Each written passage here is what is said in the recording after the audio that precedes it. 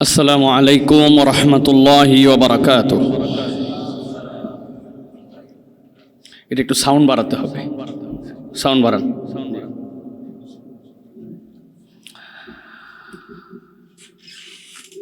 ইন্নাল হামদুলিল্লাহ আলহামদুলিল্লাহি নাহমাদুহু ওয়া নাস্তাঈনুহু ওয়া নাস্তাগফিরুহু ওয়া নু'মিনু বিহি ওয়া নাতাওয়াক্কালু আলাইহি ওয়া নাউযু বিল্লাহি মিন শুরুরি আনফুসিনা মান ইয়াহদিল্লাহু ফালা মুদিল্লা লাহু ومن يضلل فلا هادي له وأشهد أن لا إله إلا الله وحده لا شريك له وأشهد أن محمدا عبده ورسوله فقد قال الله سبحانه وتعالى في كلامه المجيد وفي فرقان الحميد أعوذ بالله من الشيطان الرجيم بسم الله الرحمن الرحيم ومن يعمل سوءا أو يظلم نفسه ثم يستغفر الله يجد الله غفورا رحيما আল্লাহ রাব্বুল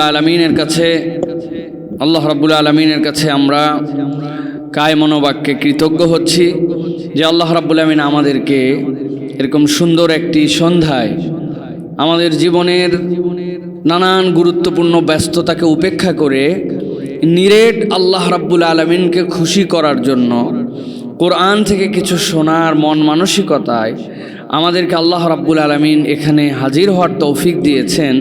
এজন্য আল্লাহর কাছে আমরা কৃতজ্ঞ হই, আলহামদুলিল্লাহ।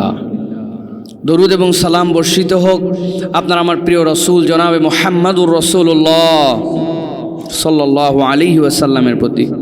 সম্মানিত উপস্থিতি, আমি আপনাদের কাছে কথামালার ছন্দ উপস্থাপনের জন্য ভূমিকায় এই কথাটা বলি নাই। আমাদের অনেক কথা আছে, কথার জন্য সুন্দর করে গুছিয়ে উপস্থাপনের জন্য অনেক কথা আমরা বলে থাকি। তা আমি রিয়ালি আপনাদের কাছে এটা অ্যাপ্রিসিয়েট করছি যে আমাদের প্রত্যেকের জীবনে ব্যস্ততা আছে। বিশেষ করে আপনারা যে এজের এখানে ম্যাক্সিমাম মানুষ, আমরা একটা ট্রেন্ডে বড় হয়েছি যে সন্ধ্যার পরে বাড়িতে চলে যেতে হয়, কাজ থাক বা না থাকে এটাই কাজ। একান্ত গুরুত্বপূর্ণ না হলে ইয়াং জেনারেশনে এসে সন্ধ্যার পরে বের হয় আর সারাদিন ঘুমায়, ফাউল সময় নষ্ট করে সন্ধ্যার পর আড্ডাবাজি করতে বের হয়। আমাদের সময় আপনি একটু মনে করে দেখেন, রাত্রে কোনো বিয়ে শাদী হতো না, বিয়ে যা দুপুরে হইতো, খাওয়া দাওয়া যা দুপুরে হইতো, ঠিক না? আর এখন সারাদিন পার করে সন্ধ্যার পরে পার্টি শুরু হয়, সারা রাত এইগুলা চলে। তো আমরা সেই সময়ের মানুষেরা যাদের কোনো ব্যস্ততা না থাকলেও বাড়ি ফেরার তাগাদার লোক, সেই মানুষেরা এইরকম টাটকা সন্ধ্যার পরে এই জায়গাতে কথা শোনার জন্য, কোরআন শোনার জন্য চলে আসছেন। এটা খুব স্বাভাবিক নয়, এটা অন্তরের সাথে একটা বাস্তব আল্লাহ রাব্বুল আলামিনের রহমতের সংমিশ্রণ আছে বলে এইটা এখনো মেনটেন করা যাচ্ছে। কিন্তু এইটা আমরা ভয় পাচ্ছি নেক্সট জেনারেশনে, আর এইভাবে আমাদের সন্তানরাই এইগুলোর সাথে সম্পৃক্ত থাকতে পারবে কিনা। আমি ডক্টর ওমর ফারুক ভাই বলে সম্বোধন করি তাকে, আমাদের সাথে হৃদ্যতা। আপনি সিম্পলি একটু চিন্তা করেন তো, একজন ডাক্তার মানুষ, হাফেজে কোরআন না, ইস্তেগফারের কনসেপ্টের উপরে গুনে গুনে দেখলাম আমি 21টা আয়াত বলছেন, ওনার হাতে আরো চালান ছিল, পুরা রেফারেন্স ছাড়া বলে দিলেন উনি। আপনি কি মনে করতেছেন এইটাকে? ভাই, হৃদয়ের সাথে সম্পৃক্ততা না থাকলে এটা কেমনে হয়? উনি আমার এই প্রোগ্রামে আনার জন্য আমি নগণ্য এই গোলামের পিছনে উনি যেভাবে লেগে থাকেন, এইটা আমি তাকে মর্যাদা দিতে পারি না আসলে। কিন্তু আমি সারা দুনিয়া ঘুরে বেড়াই, কখন দিন কখন রাত। ওমর ফারুক ভাই আমার মেসেজ দেয়, উনি মনে করে যে আমি তো একদম হুজুরকে পারফেক্ট সময় মেসেজ দিচ্ছি, দুপুর 12টা, কিন্তু আমি যেই দেশে আছি ওই সময় রাত 1:15 বাজে তখন। এই জন্য তার সাথে আমার যোগাযোগ কুলায় ওঠে না। কিন্তু এই লিঙ্ক সেই লিঙ্ক থেকে উনি এই যে এখানে এসে এত লোকগুলাকে বসালেন রাউজান ক্লাবের উদ্যোগে, কি স্বার্থ বলেন ভাই? উনার কি লাভ? উনার কোনো লাভ আছে? আল্লাহ সন্তুষ্টির জন্য ভাই। উনি এই সময় তো ডাক্তারি হিসাবে কিছু দেখলে, রুগী দেখলে মিনিমাম 50টা রুগী দেখতে পারে। 500 টাকা ভিজিট যদি নিম্নে নেয় তাও তো 25,000 টাকা কামাই হয় রে ভাই। আর এইটার জন্য তো উনার খরচ, এইটার জন্য চিন্তা, এগুলো কিচ্ছু চিন্তা করে না। আমি এটা বলার উদ্দেশ্য না পাম্পট্টি দেওয়া নয়, আমাদের প্রত্যেককে একজন করে এরকম ওমর ফারুকের মন মানসিকতার মানুষ হতে হবে। সেটা পরিধি শুধু বাড়ির ওই বইয়ের জন্য হলেও সেইটা যেন আমার চিন্তার মধ্যে থাকে, এইটা ঢুকালে আমার মাহফিল সার্থক। আমি আজকে বৃহস্পতিবারে কোথাও যাই না, আমার জুমা আমার কাছে খুব গুরুত্বপূর্ণ ভাইজানেরা। আমি জুমাকে ইকুয়াল করি 30টা মাহফিলের সমান। একটা জুমা আমার 30টা মাহফিলের সমান। কেন?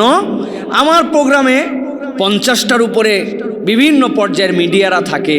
আমি একটা পড়ালেখা করে একটা সাবজেক্ট উপস্থাপন করি, যেই সাবজেক্ট এর আগে খুব কম বলি নাই, এইরকম একটা চিন্তা ভাবনা পড়ালেখা করে আমি একটা সাবজেক্ট উপস্থাপন করি। সেই জায়গাতে আমি যখন মাশাআল্লাহ তাবারাকাল্লাহ লিল্লাহে তাকবীর লিল্লাহে তাকবীর আলহামদুলিল্লাহ, আমাদের ওস্তাদ চলে আসছেন, মাশাআল্লাহ মাশাআল্লাহ, হাইয়াক জাযাকুমুল্লাহ শের।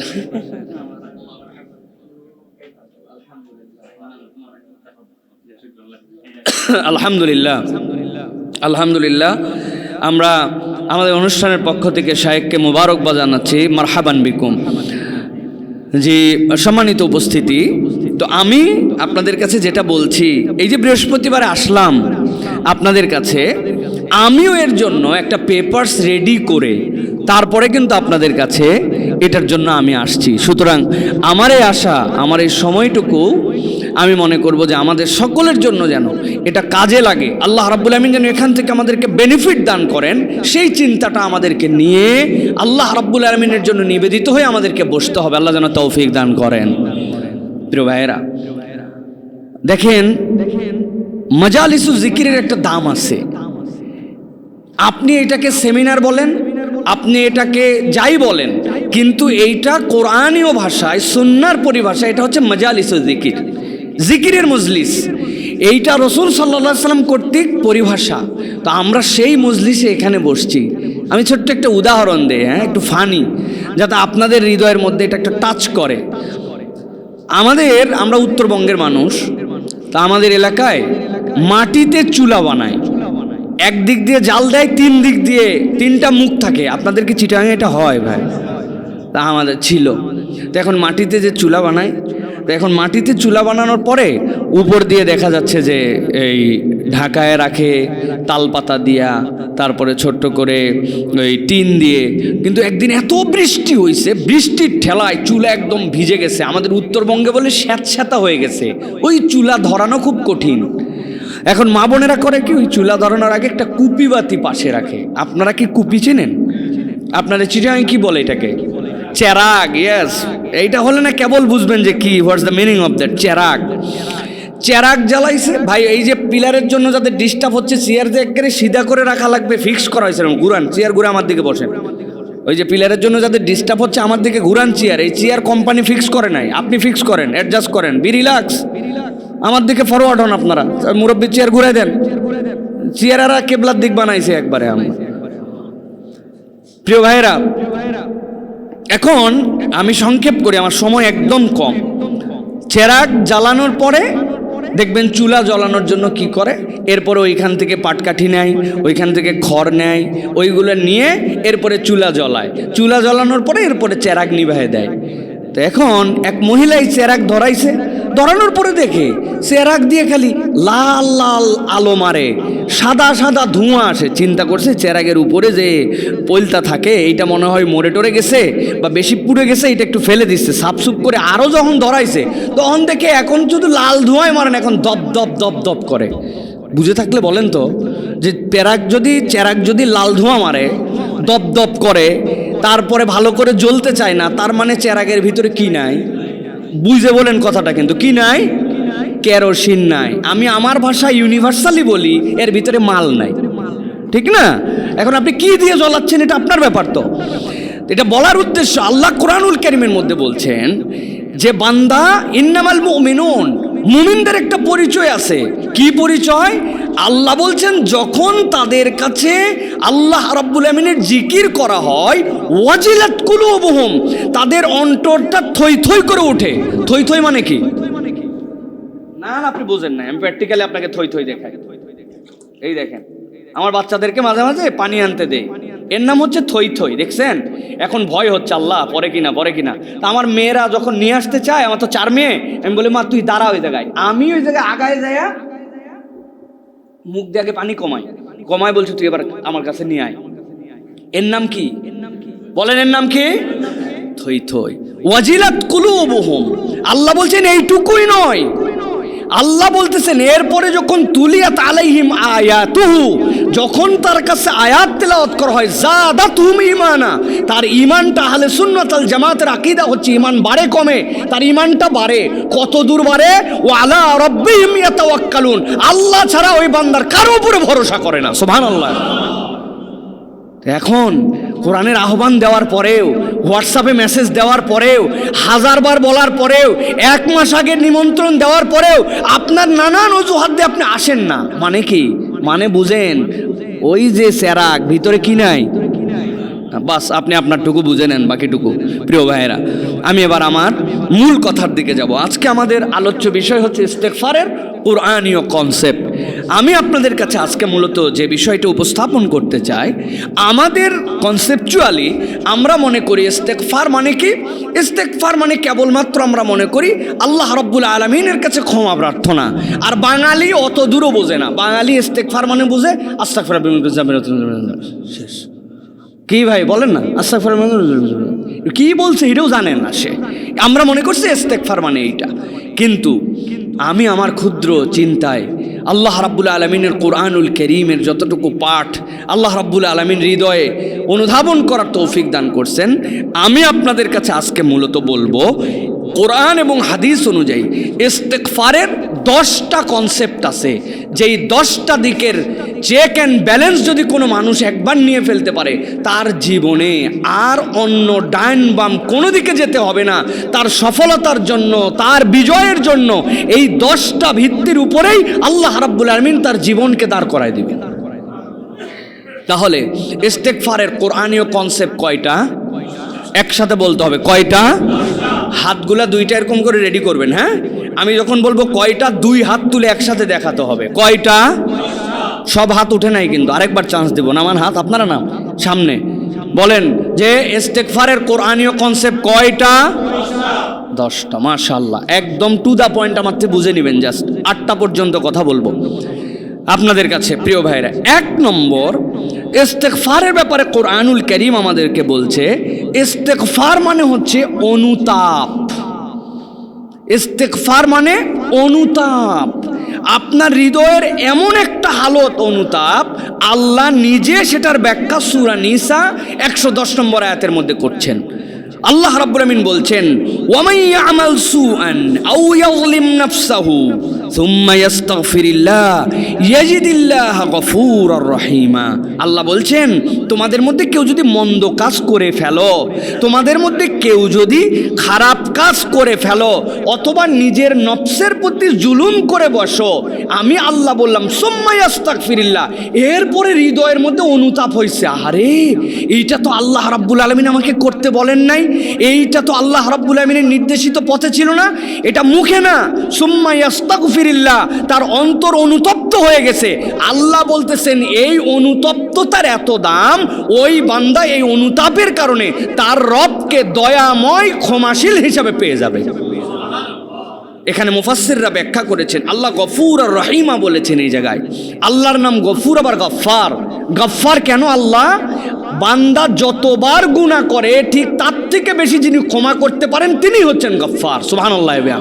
সুতরাং বান্দার অনুতাপটা হবে এরকম, তার হৃদয়ের ফিলটা হবে এরকম যে আমি যাই করি না কেন ওইটাকে আল্লাহ যিনি ক্ষমা করতে পারেন তিনি হচ্ছেন আমার রব। আল্লাহ বলতেছেন এইটা হচ্ছে তোমার অন্তরের হাল। নবী করিম সাল্লাল্লাহু আলাইহি সাল্লাম ইবনে মাজার হাদিসের মধ্যে বলছেন, যে ব্যক্তি আন্তরিকভাবে তওবা করে আল্লাহ রাব্বুল আলামিন তার গুনাহ মুছে দেন, যদিও সেই গুনাহ আকাশ পর্যন্ত পৌঁছায় যায়। তাহলে এই ফিলটা হচ্ছে অনুতাপের ফিল। আপনার হৃদয় থেকে একটা অনুতাপ লাগবে। কোরআন বলতেছে এটা প্রথম যে তোমার হৃদয়ের ফিলিংস লাগবে। মুফাসসিররা ব্যাখ্যা করছেন, আল্লাহ রাব্বুল আলামিন মানুষের নাম দিয়েছেন, কোরআনে সম্বোধন করছেন ইনসান বলে। ইনসান শব্দটা দুইটা মৌলিক জায়গা থেকে আসতে পারে, একটা হচ্ছে নিসিয়ান, আরেকটা হচ্ছে উনাস। যদি নিসিয়ান থেকে হয় তাহলে এই মানুষের আল্লাহ সম্বোধনে যুক্ত করেছেন এই মানুষ হচ্ছে ভুলে ভরা। নিসিয়ান মানে কি? এই মানুষ ভুলে ভরা। আর উনাস, উনাস মানে হচ্ছে ভালোবাসায় ভরা, হামজা নুন সিন, ভালোবাসায় ভরা। আল্লাহ ইনসান শব্দটাকে এমন দুটা মৌলিক শব্দ থেকে আনছেন, যেই বান্দা ভুল করবে এই জন্যই সে ইনসান। আর আল্লাহ রাব্বুল আলামিন ওই বান্দার মধ্যে একটা ভালোবাসাও দিয়েছেন, ও ওর হৃদয় থেকে অনুভব করবে। অন্য প্রাণীকুলের সকলের ভালোবাসা এক করলেও মানুষের সমান হবে না, আবার মানুষের সব ভালোবাসা এক করলেও আল্লাহ রাব্বুল আলামিনের 100টার 1 ভাগও হবে না। আল্লাহ বলছেন ওই মানুষ যদি হৃদয় থেকে ইস্তেগফারকে অনুতাপ হিসাবে নেয়, এই অনুতাপটাই আল্লাহর কাছে তার ক্ষমা পাওয়ার জন্য যথেষ্ট হবে। সুবহানাল্লাহ। 1 নম্বর এইটা। তাহলে ইস্তেগফার হচ্ছে অনুতাপ, এটা মনে রাখতে হবে। 2 নম্বরে ইস্তেগফার মানে হচ্ছে ক্ষমা চাওয়া প্রাপ্তির বিশ্বাসে। খুব কেয়ারফুলি এইটা মনে করেন এবং স্মরণ করেন। ক্ষমা চাওয়া প্রাপ্তির বিশ্বাসে। ইস্তেগফার ইটসেলফ এটাকে মিন করতেছে যে বান্দা ইস্তেগফারটা চাচ্ছে এরকম না যে আমি আল্লাহর কাছে চেয়ে যাচ্ছি, আল্লাহ ক্ষমা করলে করতে পারে, না করলে না করতে পারে, সেটা পরের বিষয়। কিন্তু ইস্তেগফারের কনসেপ্ট হচ্ছে বান্দা আল্লাহর কাছে ক্ষমা চাচ্ছে প্রাপ্তির বিশ্বাসে, আমার আল্লাহ ক্ষমা করবেন এই জন্য আমি ইস্তেগফার করছি। সুবহানাল্লাহ। It's a vast concept. একটা বান্দার জীবনে প্রসপার অফ লাইফের জন্য, জীবনের পরিবর্তনের জন্য এটা বিশাল বড় জায়গা। সাহাবী এসছেন, ইয়া রাসূলুল্লাহ, সবার গুনাহ ক্ষমা হতে পারে, আমারটার ব্যাপার আগে মন্তব্য করেন। আরে সব ক্ষমা, সব ক্ষমা। বলে না ইয়া রাসূলুল্লাহ, সব আমভাবে না, আমারটাকে শুনেন কি হয়েছে। ওয়াইদাল মাউউদাতু সুইলাত বিআইয়ি যামবিন কুতিলাত। একটা দুটা নয় ইয়া রাসূল, 100টা। শেষটার ঘটনা বলার সময় সাহাবী কাঁদছে, সবাই কাঁদছে। ইয়া রাসূলুল্লাহ, বাপ হিসেবে বলছে তোমাকে কোনোদিন বাপ ডাকবো না, পরিচয়ও দিব না, শুধু আমার একটু ছেড়ে দাও। আমি তারে ছাড়ি নাই, গর্তের মধ্যে ফেলাই এমনভাবে মারছি যে আহারে আমার ঘাম ওইটা খোঁড়ার সময় সে মুছে দিচ্ছে, তারে ফেলাই দিছি। ইয়া রাসূলুল্লাহ, আমার মনে হয় না, নো চান্স ইয়া রাসূল, আমারটা বলেন। স্পেশালি নবী করিম সাল্লাল্লাহু আলাইহি ওয়াসাল্লাম বলছেন, মান ক্বালা লা ইলাহা ইল্লাল্লাহ, যে একবার লা ইলাহা ইল্লাল্লাহ বুঝে সুঝে বলবে, আল্লাহ তার অতীতকে মাফ করে দিবেন। এটা কি?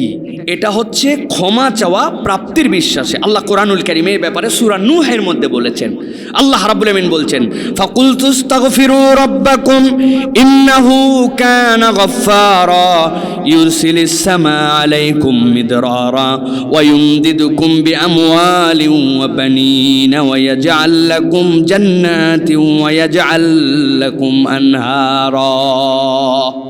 ভালো করে বুঝেন, নূহ আলাইহিস সালাম একমাত্র পয়গম্বর যিনি একমাত্র আল্লাহর কাছে বলছেন, আল্লাহ আমি রাত দিন ডাকছি, দিন রাত না, দিন কাজের জন্য।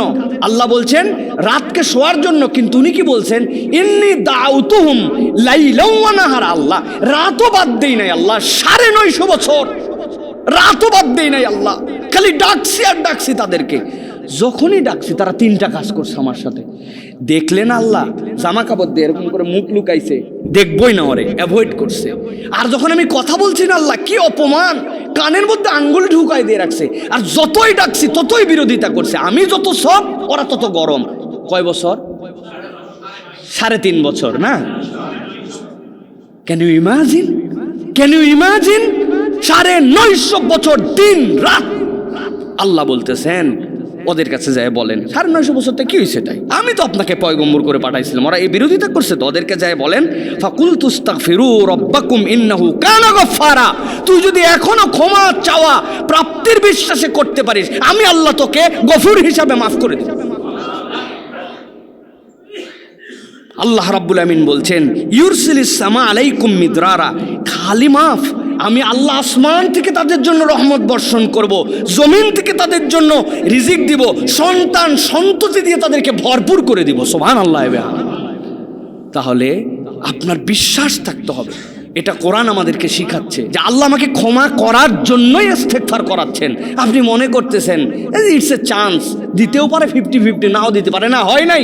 আপনার কনসেপ্টে নিতে হবে যে আমাকে আল্লাহ বিজয়ী করার জন্য দুনিয়ায় প্রেরণ করেছেন, মুসলমানদেরকে পরাজিত করার জন্য দুনিয়া আল্লাহ রাব্বুল আলামিন আনেন নাই। কোরআনে অন্য জায়গায় সে আলোচনা ভিন্ন, আল্লাহ কোরআনুল কারীমের মধ্যে সেটার কথাও বলেছেন। আল্লাহ বলছেন ফায়াদমাগুহু ফাইযা হুয়া যাহিক ওয়ালাকুমুল ওয়াইলু মিম্মা তাসিফুন।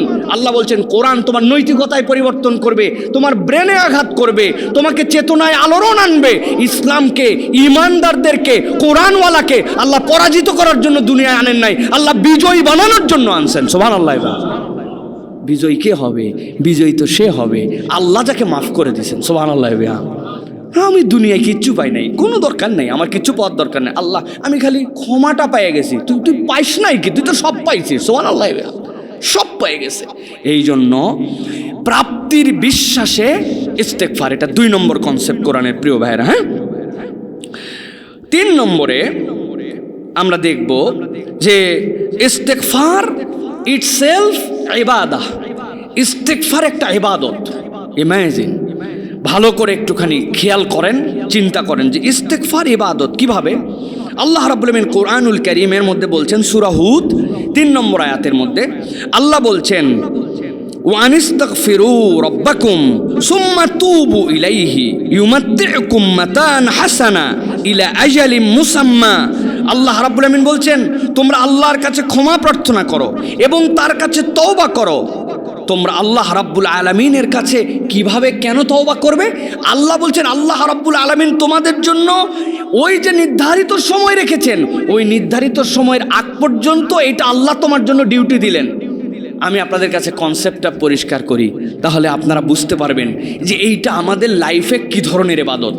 আপনি আল্লাহর কাছে হাত তুলছেন, রব্বুল আলামিন শরীরটা ভালো যাচ্ছে না, আল্লাহ মেহেরবানি করে আমার শরীরটা ভালো করে দাও। বাচ্চা কাচ্চা চাকরির পরীক্ষা দিচ্ছে অনেক দিন ধরে, আল্লাহ একটা চাকরির ব্যবস্থা করে দাও। আল্লাহ আমার বাচ্চা কাচ্চা কথা শুনে না, বউটা কেমন জানি উল্টা পাল্টা কথা বলে, আল্লাহ তারা একটু বুঝ দিয়ে দাও। আছে না ভাই?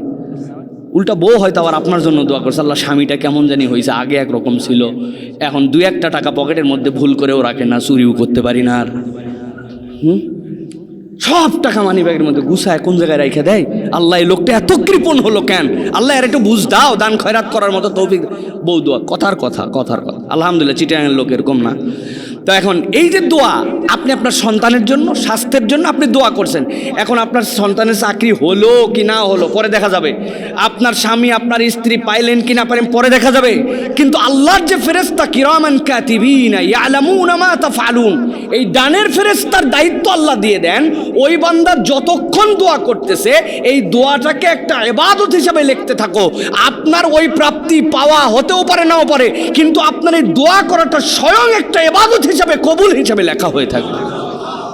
নবীজি বলছেন কামাই করো, অর্ধেকটা খেজুর দিয়ে হলেও এমন একটা সদাকা কবুল কামাই করো যেটা তোমার জান্নাতে যাওয়ার ওসিলা হতে পারে। আপনার এই দোয়া আল্লাহর কাছে এটার ওসিলা হয়ে যেতে পারে। প্রিয় ভাইয়েরা, এটা দোয়ার ক্ষেত্রে, কিন্তু ইস্তেগফারও স্বয়ং আল্লাহ রাব্বুল আলামিনের কাছে ইবাদত। আমি আল্লাহর কাছে ক্ষমা প্রার্থনা করছি, আল্লাহ আমার অতীতের ভুল মাফ করে দে, আল্লাহ আমার এই তওবাগুলোকে তুমি কবুল করে নাও। আল্লাহ মাফ করবেন কখন, কিভাবে, আল্লাহ রাব্বুল আলামিন জানেন। কিন্তু আপনি যতক্ষণ ইস্তেগফার করতেছেন আপনি একটা ইবাদত করতেছেন। ইস্তেগফার করাটাই আল্লাহর পক্ষ থেকে একটা ইবাদত। সুবহানাল্লাহ। কল্পনা করছেন, সালাত পড়লে যেরকম সওয়াব হয়, সিয়াম রাখলে যেরকম সওয়াব হয়, সাদাকা করলে যেরকম সওয়াব হয়, ঠিক ইস্তেগফার করলেও আল্লাহর কাছে একটা কবুল ইবাদতের সওয়াব হয়। সুবহানাল্লাহ। এই জন্য ইস্তেগফার হচ্ছে আমাদের জন্য একটা ইবাদত। নবী আকরাম সাল্লাল্লাহু আলাইহি ওয়াসাল্লাম 70 থেকে 100 বার পর্যন্ত ইস্তেগফার করেছেন। নবী আকরাম সাল্লাল্লাহু আলাইহি ওয়াসাল্লাম যিনি মাসুম, তাহলে তার ইস্তেগফার কি দুঃখে করা লাগবে?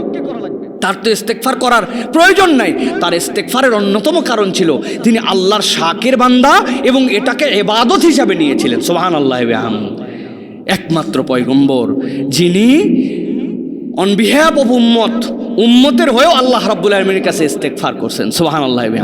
এমন একটা লোককে আপনি পাঠাইছেন, ভাই আপনি একটু যান, আপনি একটু যাই আমার হয়ে বলেন, সুপারিশ করেন, তাছাড়া লোকজন কথা শুনবে না। একমাত্র পয়গম্বর তিনি যিনি তার উম্মতের জন্য আল্লাহর কাছে ইস্তেগফার করেছেন। সাহাবী বলতেছেন আমি রাসূল সাল্লাল্লাহু আলাইহি ওয়াসাল্লামের পাশে ছিলাম, সারা রাত দেখছি আল্লাহ নবী খালি একটা আয়াতে কারিমা পড়ছেন, একটা আয়াত পড়ে পুরো রাত পার করে দিয়েছেন। উনি জিজ্ঞাসা করছেন ইয়া রাসূলুল্লাহ, সারা রাত এক আয়াত? কি আয়াত? হে আল্লাহ, তুমি যদি তাদেরকে শাস্তি দাও তাহলেও তারা তোমার বান্দা, আর তুমি যদি মাফ করে দাও তোমাকে কেউ ধরতে পারেন। ইনতু আজিবহুম, যদি তুমি তাদেরকে শাস্তি দাও, আল্লাহ ওরা তোমার বান্দা, তুমি সৃষ্টি করছো তাকে, আর যদি মাফ করে দাও কেউ তোমারে বলতে পারে না। আল্লাহ নবী সারা রাত এইটা পড়ে ফজরের সময় বলছেন ওই সাহাবীকে, জানো জিবরাইল আমিন এসে আমাকে কি বলছে? জিবরাইল আমিন এসে বলছে, ইয়া রাসূলুল্লাহ, আপনার আবেদন আল্লাহ কবুল করে নিছেন, কেবল শর্ত দিছেন একটা, যদি তারা আল্লাহর সাথে শিরিক না করে তাহলে আল্লাহ আপনার উম্মতকে মাফ করে দিবেন। এটা ইবাদত, ইস্তেগফার একটা ইবাদত। নবী করিম সাল্লাল্লাহু আলাইহি ওয়াসাল্লাম এই ইবাদতটা আমাদের জন্য করে গেছেন প্রিয় ভাইরা। এটা গেল 3 নম্বর প্রিয় ভাইরা। এবার চলেন চতুর্থ যেটা, ইস্তেগফার আর জিকির। ইস্তেগফারটা আল্লাহর জন্য আপনার একটা জিকির, সুবহানাল্লাহি বিহামদি। কিভাবে? আল্লাহ রাব্বুল আলামিন সূরা আলে ইমরানের 135 নম্বর আয়াতের মধ্যে আল্লাহ রাব্বুল আলামিনের পক্ষ থেকে ঘোষণা দিয়েছেন। আল্লাহ বলছেন, ওয়াল্লাযীনা ইযা ফাআলু ফাহিশাতান আও যালামু আনফুসাহুম যাকারুল্লাহ ফাস্তাগফিরু লিযুনুবিহিম ওয়া মান ইয়াগফিরুয যুনুবা ইল্লাল্লাহ। আল্লাহ বলতেছেন, দুনিয়ার মানুষ, তোমাদের মধ্যে থেকে কেউ যদি ফাআলু ফাহিশাতান, এমন কাজ করে ফেলেছো যেটা অসভ্য কাজ, যেই কাজটা তোমার জন্য করার শালীন নয়। ফাহেশা মানে অসভ্যতা, যেইটা আল্লাহ রাব্বুল আমিন তোমার জন্য দেন নাই। আও যালামু আনফুসাহুম, অথবা আল্লাহর কাছে ওই দিনে সাক্ষ্য দিয়েছিলে, আলাস্তু বিরাব্বিকুম, আমি কি তোমাদের রব নই?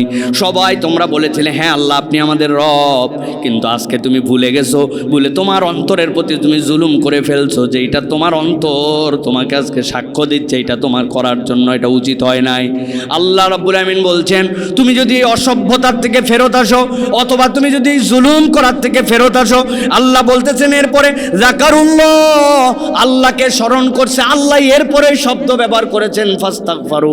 কোন শব্দ, কিভাবে জিকির করেছো? আল্লাহর কাছে তুমি জিকিরটা করেছো ইস্তেগফারের দ্বারা।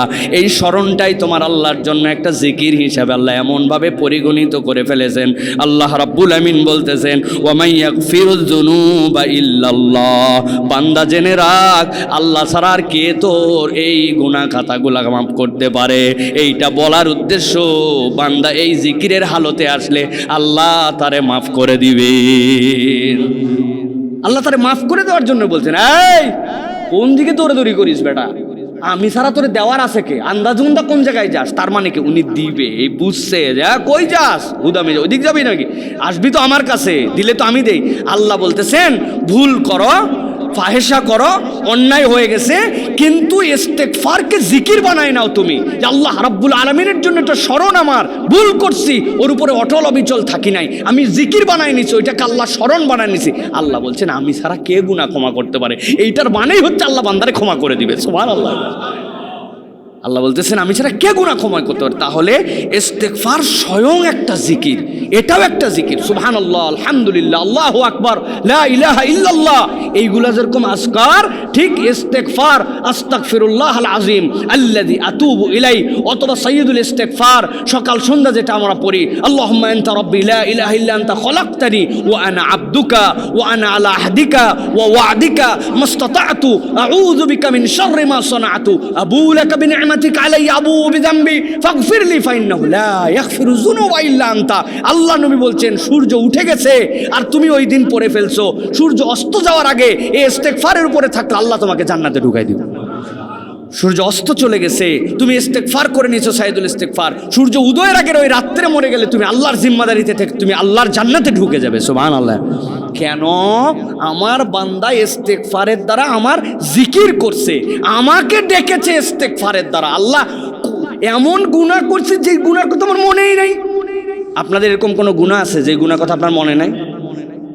ছোটবেলা সাইকেলে করে যাচ্ছিলাম, সকালবেলা আব্বা প্রাইভেটে পাঠাইছে, কুয়াশা, আশপাশে কোনো জায়গায় দেখাই যায় না, মোড় ঘুরে যাব, কোনার উপরে এত সুন্দর, এখনকার বড়ই তো নতুন এই যে অনেক কিছু করে সিস্টেম করে এগুলো শেষ করে দিয়েছে, সিডলেস মিডলেস এই সেই বানায়া আমাদেরকে বিষ খাওয়াচ্ছে। দুনিয়ায় সিডলেস যত ফল আছে অ্যাভয়েড করার চেষ্টা করবেন, এইগুলো আপনাদের জেনেটিক্যালি এটাকে রূপান্তর করছে।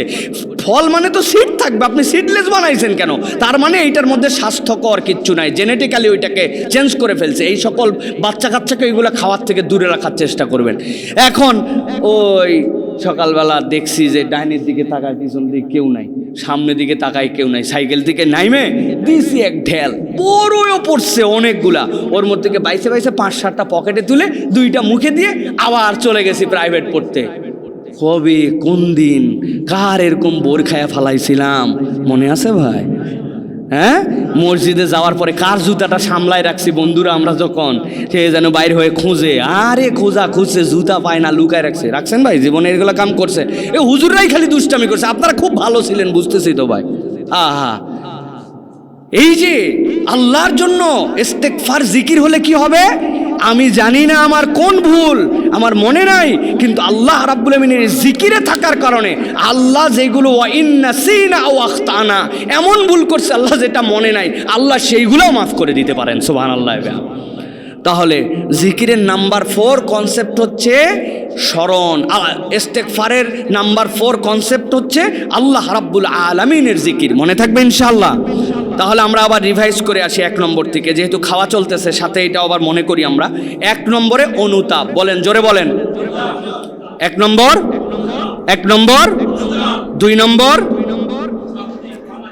2 নম্বর প্রাপ্তির বিশ্বাসে ক্ষমা চাওয়া, প্রাপ্তির বিশ্বাসে ক্ষমা চাওয়া, প্রাপ্তির বিশ্বাসে ক্ষমা চাওয়া। 3 নম্বর ইস্তেগফার ইবাদত,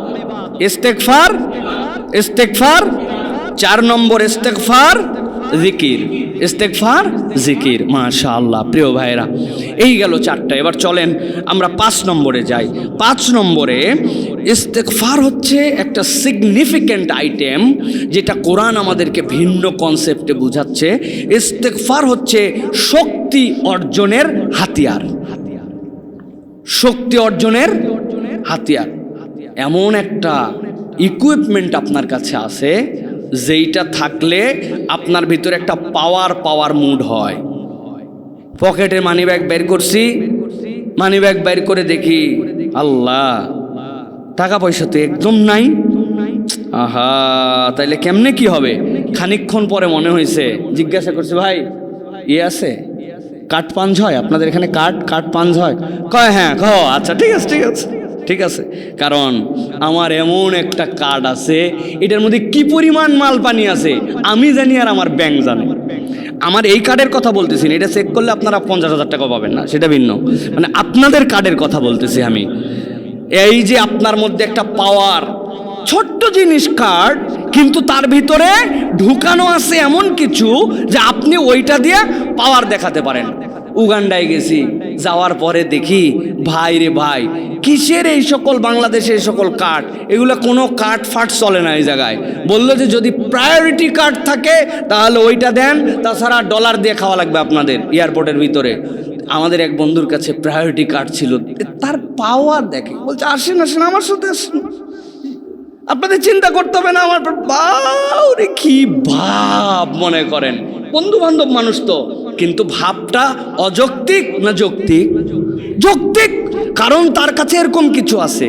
এত যে ভূমিকা দিলাম যেন মনে থাকে যে 5 নম্বরে ইস্তেগফার হচ্ছে শক্তি অর্জনের হাতিয়ার। কিভাবে?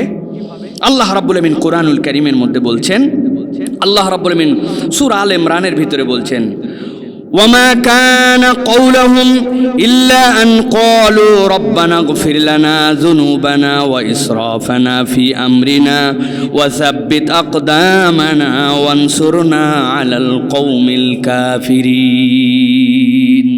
আল্লাহ রাব্বুল আলামিন বলছেন তারা আর কিছুই বলে নাই। আল্লাহ নিজে বলছেন তারা আর কিছুই বলে নাই, শুধু বলছে একটা কথা। কি কথা? ইল্লান ক্বালু, কেবল বললো এইটুকু, রব্বানা গফির লানা, আল্লাহ আমাদের কিচ্ছু লাগবে না, আল্লাহ তুমি আমাদের গুনাহ খাতাগুলো মাফ করে দাও। কোন জায়গায়? যুদ্ধের ময়দান, যেই সময়ে মানুষগুলি তার শত্রুর সামনে দাঁড়ায় গেছে, ওই সময়ে এই মানুষগুলি আল্লাহ রাব্বুল আলামিনের সামনে দাঁড়ায় এই কথা বলছে। প্রিয় ভাইয়েরা, আমি আপনাদের কাছে একটু বলি, বলেন তো ভাই, এটা কি আপনাদের মাথায় এরকম কাজ করে? একজন আপনার সামনে বন্দুক নিয়ে আসছে, আপনারে শেষ করে দিবে, তীর ধনুক নিয়ে আসছে, আপনারা শেষ করে দিবে। তলোয়ার নিয়ে আসছে, পারলে আপনার কল্লার থেকে ধর আলাদা করে দিবে। তো এখন আপনি যদি তার সাথে ফাইট করেন, কাজ কি হবে? সে যদি ধনুক নিয়ে আসে, আপনাকেও ধনুক নিয়ে আসতে হবে। তলোয়ার নিয়ে আসছে, তার বিপক্ষে আপনাকে ঝাঁপায় পড়তে হবে। যুদ্ধ করতে আসছে, যুদ্ধ করতে হবে। তাই তো বাস্তবতা, না? কিন্তু আল্লাহ কি বলতেছেন? আল্লাহ বলছেন, ও আমার হাবিব, ওই যুদ্ধ করতে করতেও যদি সালাতের ওয়াক্ত হয়ে যায়, তাহলে যুদ্ধক্ষেত্রে সালাত কেমন হবে সেটাও আল্লাহ রাব্বুল আলামিন শিখিয়েছেন। একদল দাঁড়ায় থাকবে, একদল গার্ড দিবে, সিজদার থেকে রুকুর থেকে উঠার পরে একদল ঘুরে যাবে। কিরে ভাই, আপনি আইছেন যুদ্ধ করতে, সফরে গেলে জুমা বাইনা সালাতাইন হয়ে যায়, আর আপনি যুদ্ধের ময়দানের মধ্যে থাকার পরেও আপনাকে সালাত বাদ দিতে বলা হচ্ছে না। তার মানে কি? মুসলমান কেবল অস্ত্র দিয়ে বিজয় হয় না, মুসলমানের আল্লাহর সাথে কানেকশন হয় সালাত দ্বারা। আর মুসলমানের ওই শক্তির দ্বারা মুসলমান বিজয়ী হয় যেই শক্তি দেখা যায় না। সুবহানাল্লাহ। সাহাবী আসছেন, ইয়া রাসূলুল্লাহ, তাবুকে যাওয়ার জন্য তো আপনি সবাইকে যার যার সামর্থ্য অনুযায়ী দিতে বলেছেন। আমি আজকে রাত্রে, ইয়া রাসূলুল্লাহ, 2টা খেজুর নিয়ে আসছি। নবীজি একটু অবাক হয়েছেন, 2টা খেজুর? ইটস ওকে, আলহামদুলিল্লাহ। ইয়া রাসূলুল্লাহ, আমি এমনি এমনি আনি না ইয়া রাসূলুল্লাহ, আমি দেখছি আবু বকর রাদিয়াল্লাহু তাআলা যখন নিয়ে আসছেন, বাড়ির সব নিয়ে আসছেন। আসার পরে জিজ্ঞাসা করছে, বাড়িতে কি রেখে আসছো? বলে, আল্লাহ এবং তার রসুলকে রেখে আসছি। আমার বাড়িতে আল্লাহ আছেন, আর কিছু আমার জন্য নাই, আমি আমার সব নিয়ে আসছি। ইয়া রাসূলুল্লাহ, আমি তো গরিব মানুষ, সারা দিন কাজ করছি, করে যতটুকু পেয়েছিলাম ওইটা দিয়ে পরিবারের মধ্যে আপ্যায়ন করে খাওয়ায়া আমার শেষ। চিন্তা করছি তাবুকের যুদ্ধে মুসলমানরা রওনা হয়েছে, এই সময় খেজুর কাটার মৌসুম শুরু হবে, খুব কঠিন সময়। আমি রাত্রেবেলা এক জায়গায় বাগানে কাজ করছি, করে ওভারটাইম, ইয়া রাসূলুল্লাহ, মাত্র 4টা খেজুর আমাকে দিছে। 2টা নিজের ক্ষুধা সহ্য করতে পারি নাই, খাইছি, আর মাত্র 2টা পাইছি। ইয়া রাসূলুল্লাহ, ওইটুকুই আমি যুদ্ধের জন্য দান করছি। এই যে শক্তি, এই যে হৃদয়ের মধ্যে প্রবল সাহস, এই যে হৃদয়ের মধ্যে ভালো লাগা, কিসে এইটা পাইছিল? আল্লাহ বলতেছেন, তারা শুধু আল্লাহর কাছে এইটুকু বলেছিল, আল্লাহ তুমি আমাদের পাপগুলাকে মোচন করে দাও, আর ওয়াইসরাফানা ফি আমরিনা, আমরা তো কাজ কাম করতে যে বাড়াবাড়ি হয়ে যায়, আল্লাহ তুমি আমাদের এই বাড়াবাড়িগুলাকেও তুমি মুছে দাও। যতটুকু জোরে কথা বলা দরকার, আল্লাহ আমি ততটুকু না বলে এর চেয়ে বেশি জোরে বলে ফেলছে। আল্লাহ মুখ ছিল একটু গুনাহ করে ফেলছে। আল্লাহ বসছিলাম 3 বন্ধু মিলায়া, আল্লাহ শয়তানের প্ররোচনায় গীবত হয়ে গেছে। আল্লাহ একদিন রাগের মাথায় গালি দিয়ে ফেলছিলাম। আল্লাহ ওয়া ইসরাফানা, আল্লাহ আমার যা বাড়াবাড়ি হয়েছে না, আল্লাহ আমি কিচ্ছু চাই না তোমার কাছে, তুমি খালি আমার পাপ মোচন করে দাও, আর আমার যা বাড়াবাড়ি হয়ে গেছে তুমি এইগুলাকে দূর করে দাও। আল্লাহ বলতেছেন, এই যে ইস্তেগফার, এটার আরেকটা কনসেপ্ট হচ্ছে, আল্লাহর কাছে বলছে ওয়াসাব্বিত আকদামানা ওয়ানসুরনা আলাল কওমিল কাফিরিন। যেই বান্দারা প্রকৃতার্থে এই 2টা জায়গাতে ইস্তেগফার করতে পারে, তারাই কেবল বলতে পারে, আল্লাহ ইস্তেগফারের দ্বারা আমাদের পাকে কাফেরদের উপরে, ইসলাম বিদ্বেষীদের উপরে তুমি দৃঢ় করে দাও, যেন আমরা বিজয় অর্জন করতে পারি। সুবহানাল্লাহ। মুসলমানদের আধ্যাত্মিক রিচুয়াল পাওয়ার, অন্তরের শক্তি কোথার থেকে আসছে এইটা কেউ দেখতে পায় নাই। একজন ব্যক্তি কিভাবে 1000 ব্যক্তির উপরে দাঁড়ায় গেল, কে সাহস তাকে দিল? নুসাইবার মতো মহিলা সাহাবী নবী করিম সাল্লাল্লাহু আলাইহি ওয়াসাল্লাম উহুদের পরে বলতেছেন, আমি একটা মেয়েকে দেখছি, যখন তারা আমার ডান থেকে আক্রমণ করতে আসে, আমি আমার নুসাইবাকে ডানে দেখছি, যখন বাম থেকে আসে নুসাইবাকে সামনে দেখছি, যখন সোজা মারতে আসে নুসাইবাকে সামনে দেখছি। আল্লাহর এই বান্দি এমন রাসূল সাল্লাল্লাহু আলাইহি ওয়াসাল্লামের জন্য ডেডিকেটেড হয়ে গেছে। এই শক্তি কোথার থেকে পাইছে? এইটা অন্তরের শক্তি। এই শক্তি অর্জন করতে হয় ইস্তেগফার দিয়ে, আল্লাহর কাছে কবুলিয়াতের দ্বারা। যেমন তেমন জায়গার থেকে এই শক্তি আসে না, এটা আলাদা একটা জায়গা। আল্লাহ বলছেন ওয়াসাব্বিত আকদামানা ওয়ানসুরনা আলাল কওমিল কাফিরিন। আল্লাহ আমাদের পাটাকে তুমি একদম দৃঢ় করে রাখো, আল্লাহ আমরা যেন হরকায় না যায়, ভরকায় না যায় আল্লাহ, আর কাফেরদের উপর বিজয় দাও। কি দিয়া? আপনি চিন্তা করছেন তো, ওরে বাবা রে বাবা, কত বড় বড় মেশিন গান দিয়ে না। আল্লাহ বলছেন ইস্তেগফার। আল্লাহ বলতেছেন ইনফিরু খিফাফাও ওয়া সিকালা, তোমার তো লাগবে পারমাণবিক অস্ত্র, তোমার তো লাগবে বিদ্যা বুদ্ধি, কিন্তু পারমাণবিক অস্ত্র তোমাকে বিজয়ী করবে না। আল্লাহর একজন ইস্তেগফারকারী বান্দা হিসাবে তোমার পাওয়ারটা এমন হবে ভিতরে, তোমার রিচুয়াল পাওয়ার, আল্লাহ তোমাকে বিজয় দান করবেন। সুবহানাল্লাহ। এটা না থাকলে কিচ্ছু নাই আমাদের কাছে। আর এইটা থাকলে মুসলমান জীবন দিতে ভয় করবে না। ওদের জীবন নিয়ে অনেক টানাটানি ভাই, মরলেই সব শেষ, আর আমাদের মরলেই শুরু। কি ভাই বলেন? এত ফিলিস্তিনে মারলো, আমাদের ব্যথা আছে না? অনেক ব্যথা, আমাদের হৃদয় জ্বলে পুরে ছারখার। কিন্তু আপনি একদিক দিয়ে দেখতেছেন মরা, আরেক দিক থেকে তো আপনি দেখেন তো ডাইরেক্ট জান্নাতে যাচ্ছে। আপনার আমার জান্নাতের জন্য কত পরিশ্রম, আর তারা শাহাদতের দরজা নিয়ে মরতে আজকেও হতো কালকেও হতো। ওরা তো গেইনার, ওরা গেইনার। এই শক্তিটা কিসের থেকে? এই শক্তিটা ইস্তেগফার থেকে। আমাদেরকে মনে রাখতে হবে, আমি নর্মালি ইস্তেগফার করছি না, এটার পিছনে একটা বিশাল বড় শক্তি আল্লাহ রাব্বুল আমিন আমার জন্য দিয়েছেন। প্রিয় ভাইয়েরা, এটা গেল আমাদের জন্য 5 নম্বর। এবার আমরা 6 নম্বরে যাব। সেটা হচ্ছে ইস্তেগফার হচ্ছে আলামাতুল মুমিন, মুমিনের চিহ্ন। আপনি কি মুমিন কিনা? আপনার ভিতরে, বাত্তির ভিতরে কি আছে কিনা ভাই বলেন? ভুলে গেছেন আপনারা? হ্যাঁ, তেল আছে কিনা? এটা হচ্ছে ইস্তেগফার, হচ্ছে আপনার চিহ্ন। এটা আমার কথা নয়, আল্লাহ রাব্বুল আলামিনের কথা। আল্লাহ রাব্বুল আলামিন সূরা আলে ইমরান 193 নম্বর আয়াতে কারিমার মধ্যে এটার ব্যাখ্যা করেছেন। আল্লাহ বলছেন, রব্বানা ইন্নানা সামি'না মুনাদিয়ান ইউনাদি লিল ঈমানি আন আমিনু বিরাব্বিকুম ফাআমান্না রব্বানা ফাগফির লানা যুনুবানা ওয়া কাফফির আন্না সাইয়্যাতিনা ওয়া তাওয়াফফানা মা'আল আবরার। আল্লাহ রাব্বুল আলামিন বলছেন, দুনিয়ার মানুষ, আল্লাহ রাব্বুল আলামিনের পক্ষ থেকে এই বার্তাটা তোমাদের কাছে জেনে থাকা উচিত। আল্লাহ বলতেছেন, ওই মানুষগুলা আল্লাহর কাছে বলে, রব্বানা, ও আমাদের রব, ইন্নানা সামি'না মুনাদিয়ান ইউনাদি লিল ঈমান, একজন আহ্বানকারী আমাদের কাছে এসেছিলেন, যিনি অন্য কোনো দিকে আমাদের জন্য ডাকেন নাই, তিনি আমাদেরকে ঈমানের দিকে ডেকেছেন। যেই না তিনি ঈমানের দিকে ডেকেছেন, ডাকার সাথে সাথে বলেছেন, আন আমিনু বিরাব্বিকুম, তোমাদের আর কোনো কাজ নাই, তোমরা তোমার রবের প্রতি ঈমান আনো। আল্লাহ, আমরা অন্য কোনো দিকে তাকাই নাই, ওই লোকের কথা শুনেছি, ওই বার্তাবাহকের কথাটা আমরা শুনেছি।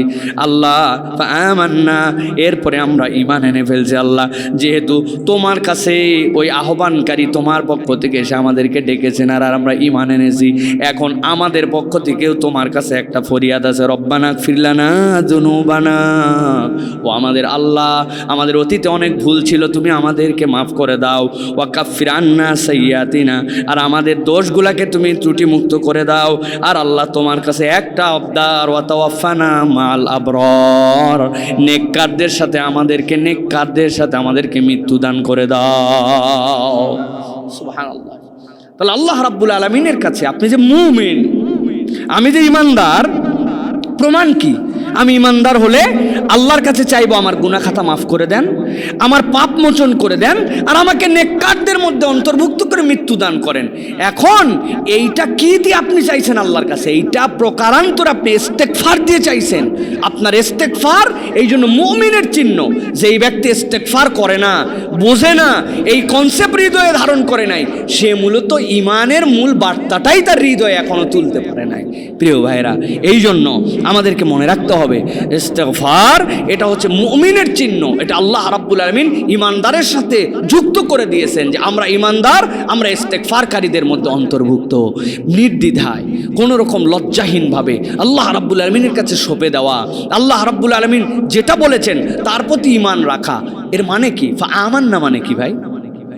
আমান্না মানে কি জানেন? আমি আমার ভাষায় এটা একটু আপনাদেরকে বুঝাই, তাছাড়া আসলে দিলের মধ্যে আপনাদেরকে ঢুকাই দিতে পারবো না। আমরা বলি আশহাদু আল্লা ইলাহা ইল্লাল্লাহ, আমি সাক্ষ্য দিচ্ছি, আর আমরা একই সাথে বলি আমানতু বিল্লাহ। আশহাদু আল্লাহ আর আমানতু বিল্লাহর মধ্যে আসমান আর জমিন না হলেও অর্ধেক অর্ধেক পার্থক্য আছে। আশহাদু মানে আপনি সাক্ষ্য দিচ্ছেন, আর আমানতু বিল্লাহ মানে কি আমি মেনে নিছি, মেনে নিছি। আমান্না মানে কি? আমি মেনে নিলাম। কিসে?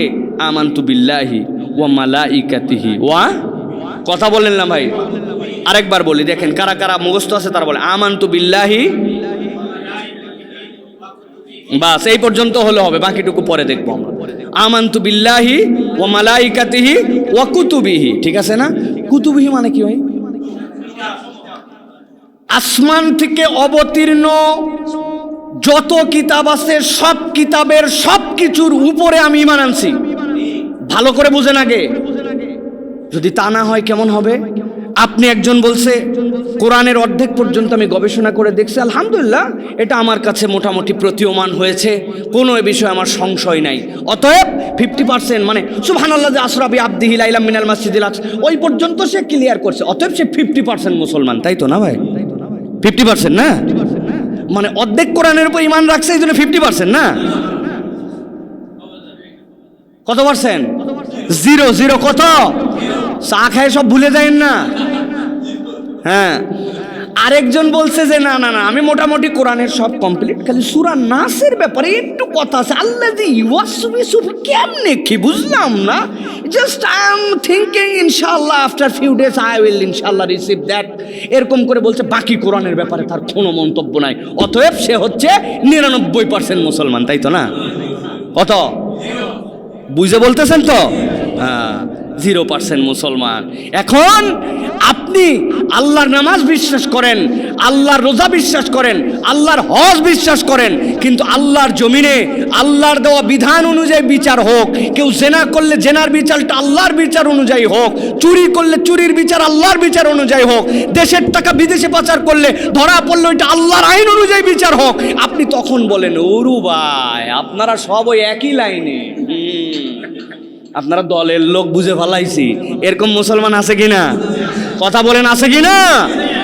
এখন এদেরকে বাঁচানোর দরকার আছে কিনা? আছে। আমি একটা বুদ্ধি বের করছি এটা বাঁচানোর জন্য, আপনারা যদি রাজি থাকেন আজকে এটা ফাঁস করে দিয়ে যাব। রাজি আছেন? সবাইকে বলতে হবে রাজি আছেন? তবে ভাই আমি ফ্রি এই বুদ্ধি দিতে পারবো না, যাওয়ার সময় মিনিমাম 500 টাকা করে আমারে হাদিয়া দেওয়া লাগবে। রাজি আছেন? না আমি বেশি নিতে চাচ্ছি না, তাই অনেকে চিন্তা করছে কি ঝামেলায় বললাম, আল্লাহ মানি ব্যাগ হুজুর ভুল করে তুই আইছি হুজুর, খুচরা নাই, এই সকল কোনো আলাপ কিন্তু হবে না। রাজি আছেন আপনারা সবাই? যার কাছে নাই ওমর ফারুক ভাই তা হাওলাত নেবেন, নিয়ে পরে শোধ দিবেন, কিন্তু আমার যাওয়ার সময় কিন্তু টাকা দেওয়া লাগবে, বুদ্ধি একটা দিয়ে যাচ্ছি, যদি পছন্দ হয়, না হলে ভিন্ন কথা। এখন থেকে আমরা এই কালেমাটা একটু বুদ্ধি করে বলবো। আমরা এখন থেকে বলবো আমানতু বিল্লাহি ওয়া মালাইকাতিহি ওয়া কিছু কুতুবিহি, অথবা বুদ্ধি খাটায় বলবো আমানতু বিল্লাহি ওয়া মালাইকাতি ওয়া যদ্দুর বুঝি তদ্দুর কুতুবিহি। কবরে যাওয়ার পর ধরছে আই কি ব্যাপার, বলছে আন্দাজ আমি চিটাগাং থেকে বলে আইছি, আমি যদ্দুর বুঝি তদ্দুর কুতুবি, বললে হবে না আন্দাজে, আমি বুঝছি নামাজ রোজা পর্যন্ত আল্লাহর আইন পর্যন্ত আমি আগেই বলে আসছিলাম। পার পাওয়া যাবে ভাই? বুঝে বলেন পার পাওয়া যাবে? এই বুদ্ধি দিলে হুজুরে 500 টাকা দেওয়া যাবে, হুজুরে পিটন দেওয়া লাগবে। প্রিয় ভাইয়েরা, অতএব বাঁচার কোনো উপায় নাই। আল্লাহ বলতেছেন ইস্তেগফার তো তোমাকে এই বোধ জাগ্রত করছে, তোমার ইমানের আলামত দিছে ইস্তেগফার। আল্লাহর কাছে ওই বান্দা এসে বলছে যে তোমাদেরকে আমি ডাক দিলাম ইমানের প্রতি, ওরা বলছে ফাহামান্না, আগে পিছে ডানে বামে কেন কি মাথায় ধরছে ধরেনি, নাথিং, কোনো জিজ্ঞাসা নাই, আল্লাহ তোমার প্রতি ইমান আনছি, এর নাম হচ্ছে ইমান। সুবহানাল্লাহ বিহামদিহি। এরপরে ইস্তেগফার করছে, আগে মাথাটা কুরবানি হওয়ার জন্য শুয়ে গেছে, ওয়া তাল্লাহু লিল জাবিন, কোন দিক তাকাই নাই, আগে শুয়ে গেছে। আল্লাহ বলছেন আর জবাই করা লাগবে না, আমি কবুল করে নিছি। আর আপনি জিজ্ঞাসা করেন আল্লাহর বিধান এইটা কেন, দাড়ি এখনই রাখতে হবে কেন, এক মুঠ ছাড়তে হবে কেন, টাকনু নিচে কাপড় কেন তুলতে হবে, এই 3 পিসের সাথে মুখ পেঁচালে কেন পর্দা হবে না, কেন ভাই সুদে গেলে কি হবে, মডার্ন ওয়ার্ল্ডে এছাড়া তো চলা যায় না ভাই, এত হালাল হারাম চেক করে কেমনে খাবে, গ্যাসের বড়ি একটা খেলেও জেলাটিন কেন চেক করা লাগবে, ওরে ভাই এত হলে পারা যায় না। আল্লাহ বলছেন এইটা তো মুসলমানের পরিচয় নয়, মুসলমান বলবে সামি'না ওয়া আতানা, আমার কোনো মন্তব্য নাই, শুনছি আর মানছি, এটার নাম ঈমান, ঠিক কি না? এই ঈমানের কনসেপ্ট দিচ্ছে আপনাকে এই ইস্তেগফার মুমিনের চিহ্ন। রব্বানা ইন্নানা সামি'না মুনাদিয়া ইউনাদি লিল ঈমান, একজন ডাকছিল ঈমান আন, ও কিচ্ছু বুঝে নাই, বলছে ফামান মানে যা। আল্লাহ বলছেন এটা ঈমানের আলামত। এরপরে কি বলছে আল্লাহ, আমাদের ভুলগুলা মাফ করে দাও আল্লাহ, আগে না বুঝে করছি আল্লাহ, আমাদের পাপগুলা মোচন করে দাও আল্লাহ, আল্লাহ তুমি আমাদের পক্ষ থেকে এটা কবুল করে নাও। আল্লাহ বলছেন এইটা তোর ইস্তেগফার, তোর আর কিছু বলা লাগবে না, বলতে দেরি মাপ পেতে দেরি নেই। এটা হচ্ছে ইমানের আমাদের জন্য চিহ্ন, প্রিয় ভাইয়েরা। হ্যাঁ, সুতরাং এইটা আমাদের কাছে সব সময় এটা মাথার মধ্যে রাখতে হবে। ইস্তেগফার মুমিনের চিহ্ন। আর মুমিন তিনটা জিনিস আল্লাহর কাছে সব সময় চায়, ফাগফির লানা যুনুবানা ওয়া কাফির সাইয়্যাতিনা ওয়া তাওয়াফানা মাআল আবরার। এই তিনটা জিনিস আমাদেরকে দাও আল্লাহ। আল্লাহ এই বোর্ডটা ইস্তেগফার দিচ্ছেন, যার সাথে এই তিনটা আছে ওরে দুনিয়ায় কেউ পরাজিত করতে পারবে? হ্যাঁ, ওরে আর কেউ হারাতে পারবে না। ওর বিজয় আর বিজয়, চূড়ান্ত বিজয় তো ওই দিন, ইয়াউমা লা ইয়ানফাউ মালুন ওয়ালা বানুন ইল্লা মান আতাল্লাহ বিকলবিন সালিম। আমি তো আমার না বলে আসছি আল্লাহ, আমি ইস্তেগফার নিয়ে তোমার কাছে আসছি, অথবা আমারে তুমি চাইলেও জাহান্নামে দিতে পারবে না। তুমি আমার রব, তোমার প্রতিও আমার কিছু দাবি আছে না? এই দাবিটা কখন করতে পারে বান্দা? এই হালতে চলে আসলে তবে এই দাবি করতে পারে বান্দা। এটা 6 নম্বর, প্রিয় ভাইরা। 7 নম্বরে ইস্তেগফার হচ্ছে ফেরেশতাওয়ালা চরিত্র। ফেরেশতাদের চরিত্রটা ইস্তেগফারের চরিত্র। আরশে আজিম অনেক বড় বিশাল কনসেপ্টের বিষয়, আমি এত দূর বুঝাচ্ছি না। শুধু বুঝেন, দুনিয়ার থেকে এক আসমান থেকে আরেক আসমান, আল্লাহ নবী সাল্লাল্লাহু আলাইহি ওয়াসাল্লাম বলছেন 500 বছরের রাস্তা। এত এগুলো আলোকবর্ষ, এগুলো হিসাব মাথায় কুলাবে না। তার উপরে আল্লাহ রাব্বুল আলামিনের মহাজগৎ, সেই গ্যালাক্সি মালা, আল্লাহর এরপরে যে কোথায় রাব্বুল আলামিনের এরপরে আরশ, তার উপরে কুরসি, এটা যে কত বড় দুনিয়ার কোনো মানুষের কল্পনাই নাই। এই জন্য আল্লাহ বলছেন ওয়ামা উতিতুম মিনাল ইলমি ইল্লা কলিলা। আপনি তো দুনিয়া ফাটায় ফেলতেছে দেখতেছেন, কিন্তু আপনি বুঝেন নাই আল্লাহ কোন কনসেপ্টে অল্প বলছেন। আপনি বলছেন হ্যাঁ আল্লাহ কম দিছে, আমরা 5G আবিষ্কার করে ফেলছি, আমরা শূন্যের উপরে ট্রেন চালাই, 1000 কিলোমিটারে দৌড়াই, আমরা 39,000 ফিট উপর দিয়ে বিমান দাবড়াই, আমরা হ্যান করছি। আল্লাহ কোথায় কম? মেলা তো। আল্লাহ বলছেন ওইটা তো আরশে আজিমের ওই জ্ঞানের তুলনায় কিচ্ছু না, তুই বুঝতেই পারবি না, চিন্তা করলে তুই পাগল হয়ে যাবি।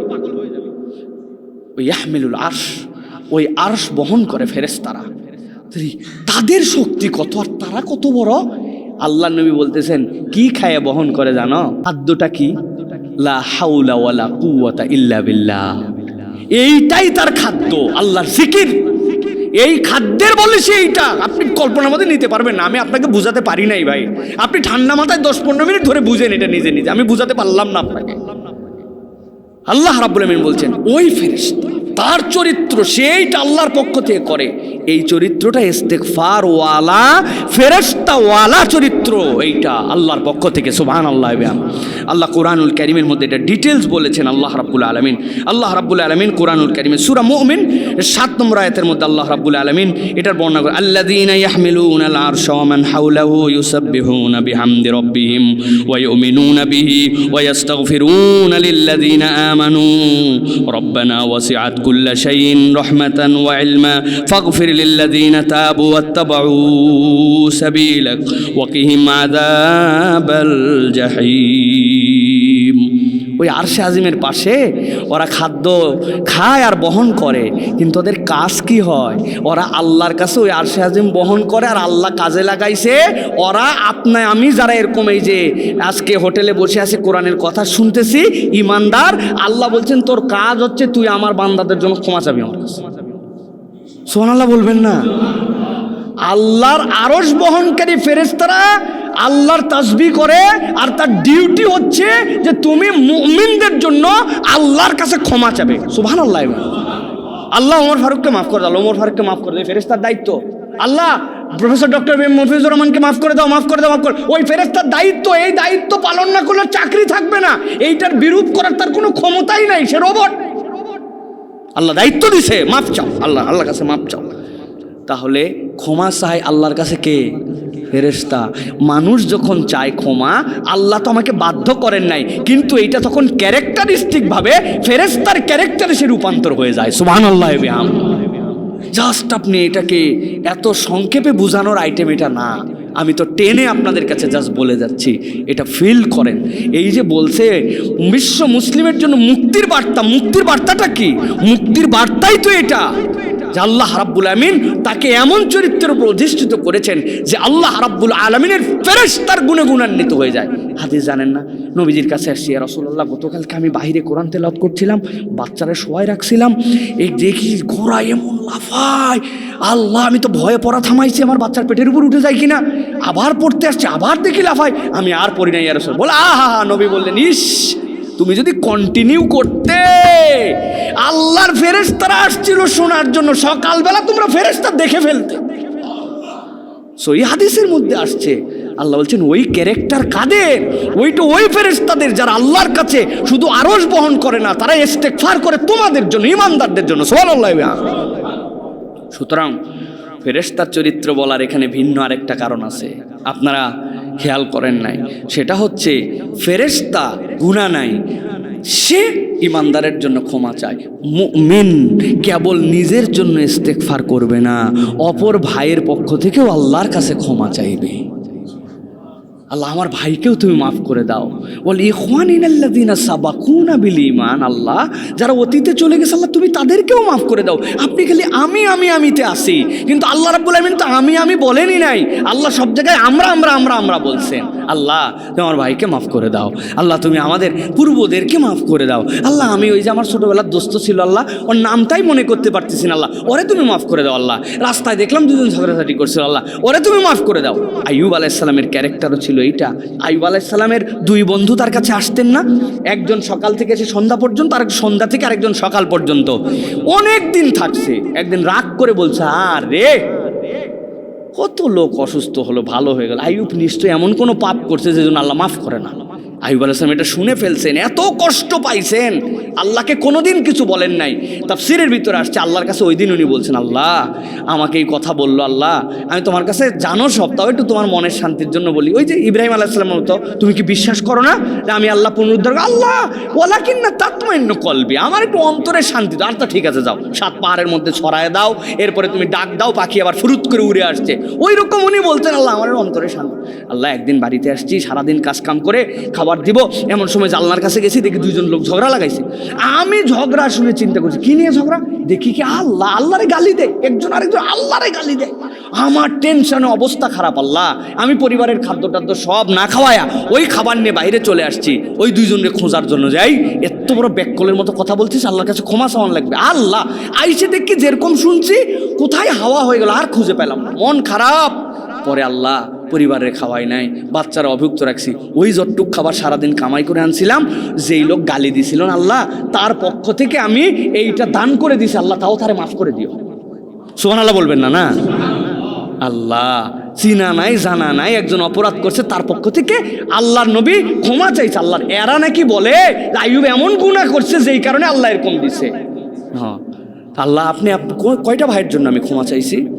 আমি যে বিজয়ী একাই হব, আমি খালি একবারে জান্নাত, পাগল ছাগল নিয়ে জান্নাতে যায় লাভ আছে আন্দাজে। আল্লাহ জান্নাত ছোট একটু জায়গা, আমি আর ওমর ফারুক ভাই আমরা 2 ভাই ভাগ করে নি।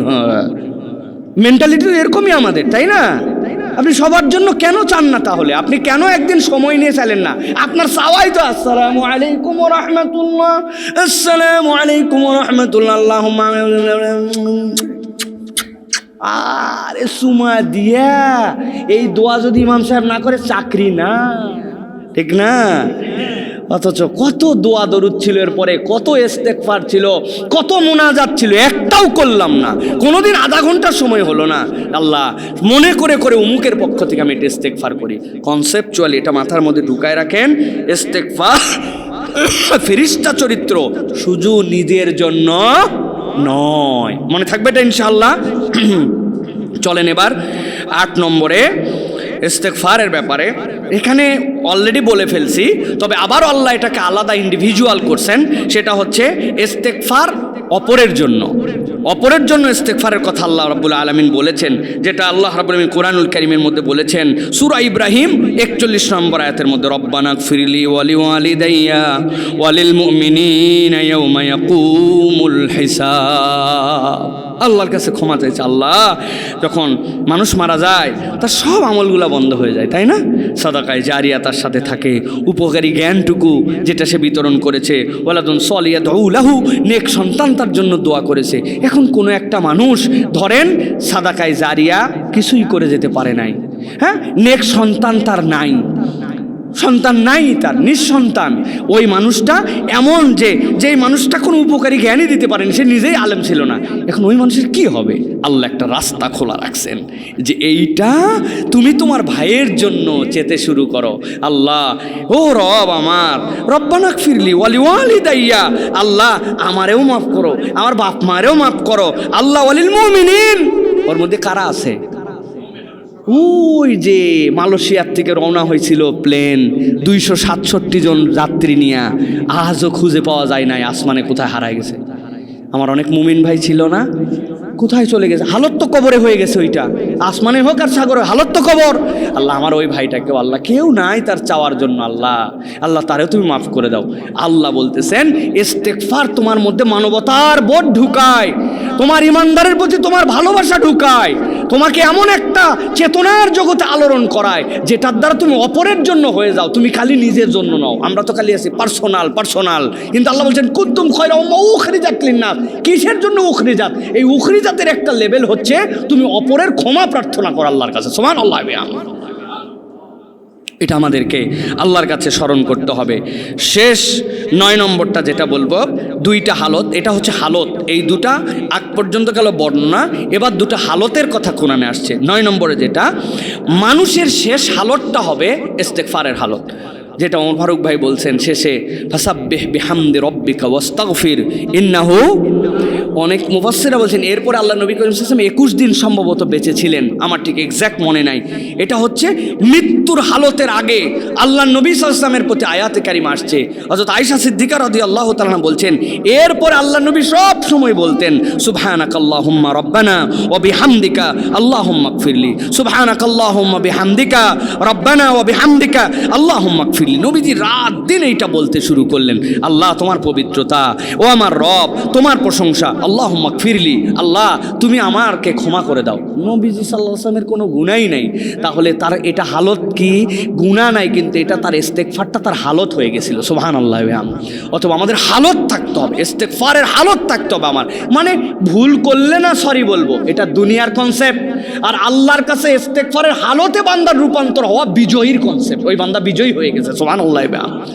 তার অন্তরের উপর তার বিজয় চলে আসছে, তার ওই ওয়াত্তাবা হাওয়া এটা তার নাই, সে ওয়াত্তাবা আল্লাহ, আল্লাহর ইতাআত করে। এইটা আমার ইস্তেগফার আমাকে এই হালতের মধ্যে নিয়ে আসতে হবে প্রিয় ভাইরা। সুতরাং এটা একটা হালতের নাম। সর্বশেষ যেটা আপনাদের কাছে বলবো, নিজেকে মালিকের কাছে ন্যস্ত হওয়া, নিজেকে মালিকের কাছে ন্যস্ত করে দেওয়া, এইটাও ইস্তেগফার। সুবহানাল্লাহ।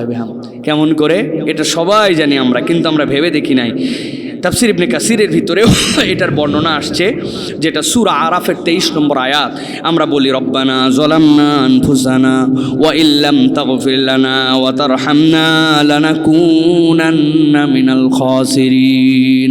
রব্বানা যালামনা আনফুসানা ওয়া ইল্লাম তাগফির লানা ওয়া তারহামনা লানাকুনান্না মিনাল খাসিরিন। এটা কি?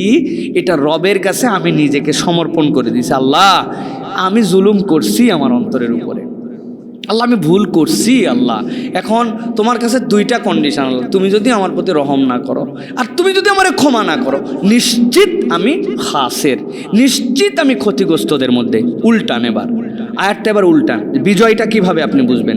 নিশ্চয়ই আল্লাহ যদি রহম করেন, আল্লাহ যদি ক্ষমা করেন, আল্লাহর কাছে যদি আমি সমর্পিত হই, তাহলে আল্লাহ যদি ক্ষমা করে দেন, তাহলে কি আমি বলেন কি?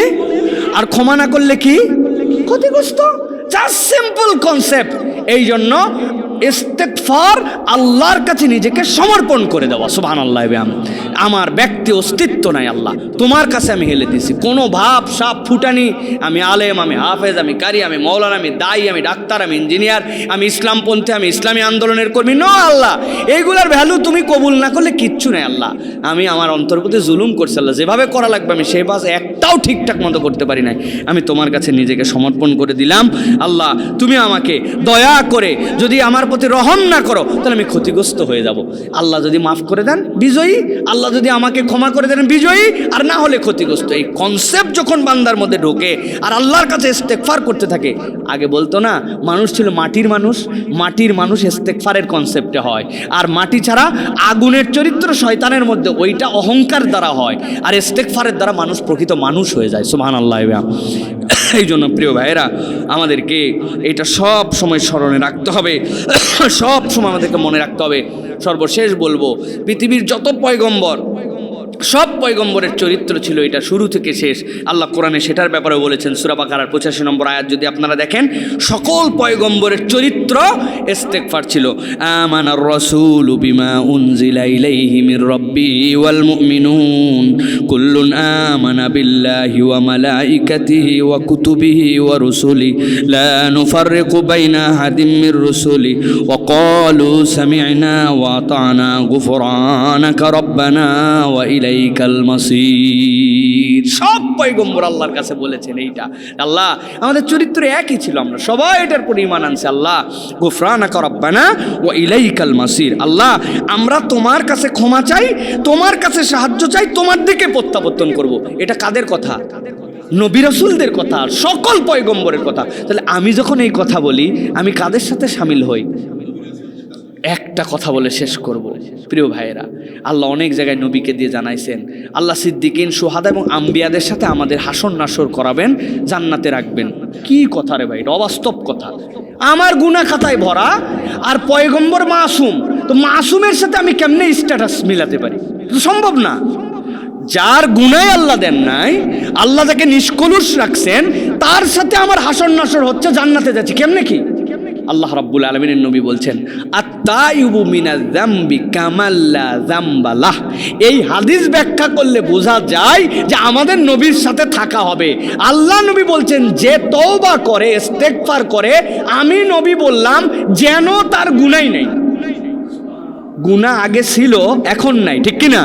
তাহলে যখন যেন তার গুনাহ নাই মানে কি? নবীদের যেরকম গুনাহ ছিল না, আল্লাহ তার গুনাহ মুক্ত করে নবীদের মতো হবে না, কিন্তু হালতটা তোরকম নিয়ে আসছেন। এই বান্দাকে আল্লাহ জান্নাতে এই জন্য নবীর সাথে দিবেন। সুবহানাল্লাহ। তাছাড়া নবীর সাথে কোনো উম্মতের জান্নাতে যাওয়ার সুযোগই নেই। আল্লাহ রাব্বুল আলামিন এই হালতটা দিয়েছেন প্রত্যেক পয়গম্বরের মধ্যে। অতএব আমি বলতে চাই, আমি আমাকে সহ, আসেন আমরা ইস্তেগফারের নিজেকে নিমজ্জিত করি, অন্তরগুলো আল্লাহর দিকে ধাবিত করে দেই। আমরা যদি চূড়ান্ত বিজয় চাই, মুক্তি চাই, নিজেদের শক্তি বাড়াতে চাই, আল্লাহর জিকির, কবুল ইবাদত, নবীওয়ালা গুণাগুণ, ফেরেশতার চরিত্র, আল্লাহর কাছে মাপ পাওয়ার মানসিকতা চাই, তাহলে ইস্তেগফারের বুঝ ছাড়া বান্দা কখন আল্লাহর কাছে প্রকৃতার্থে নিবেদিত হতে পারে না। আল্লাহ আমাদেরকে বোঝার তৌফিক দান করেন। আপনাদের আয়োজন মুবারক হোক, এই আয়োজন ঘন ঘন হোক, এই আয়োজনকে আল্লাহ রাব্বুল আলামিন আরও সমৃদ্ধ করেন। আল্লাহ রাব্বুল আলামিন ওমর ফারুক ভাই সহ আমার আউজান ক্লাবের যে ভাইরা আছেন, এই উদ্যোগ নিয়ে আল্লাহ তাদেরকে বারাকা দান করেন। আমি আশা করব, আমার আশা এটাই শেষ নয়, আল্লাহ যদি সুযোগ দেন আবারও আসবো ইনশাআল্লাহ। হাযা মা ইনদি ওয়াল ইলমু ইনদাল্লাহ। সুবহানাকাল্লাহুম্মা বিহামদিকা আশহাদু আল্লা ইলাহা ইল্লা আনতা আস্তাগফিরুকা ওয়া আতুবু ইলাইক। ওয়াসসালামু আলাইকুম ওয়া রাহমাতুল্লাহি ওয়া বারাকাতুহু।